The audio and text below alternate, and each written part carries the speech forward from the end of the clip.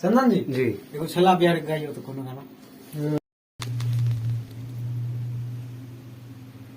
नमस्कार भैया, हम सुनाबे सोचरासन से हम अपन चहेता कलाकार और दिलचस्प कलाकार छे जे लोकप्रिय बिहार के और हमार बगल के पड़ोसी सुनील छला बिहारी के गीत जे हम ओकर गीत के बहुत जगह गावे भी छी कार्यक्रम में। छला बिहारी के गीत पकड़े पकड़े के कानी कानी के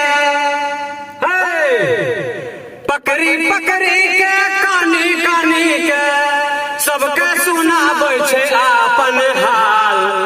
हमरा करम में जोरू न छै पीटे का पार बूढ़ा झामोलाल।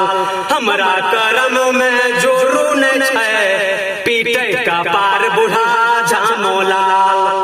पकड़ी पकड़ी के कानी कानी के पकड़ी पकड़ी के पकड़ी पकड़ी के कानी कानी के सबके सुनाबै छै आपन हाल।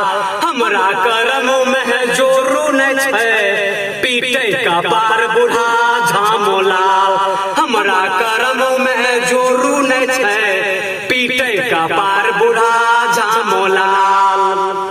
एक दिन बूढ़ा बाजार गेले बारह नाम के हरदी ललकै सिल्ला लोरी पर ओकरा पीसलकै सिल्ला लोरी पर सिल्ला लोरी पर ओकरा पीसलकै पिसता पिसता भेलै बेहाल। हमरा करम में जोरू न छै पीटे का पार बूढ़ा झामोलाल।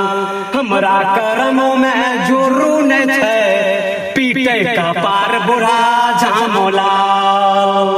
जय हो काजू म्यूजिक, चंदन भारती, दीपक जोशी और हमारे रिकॉर्डर दिनकर दीवाना जी, बहुत बहुत धन्यवाद।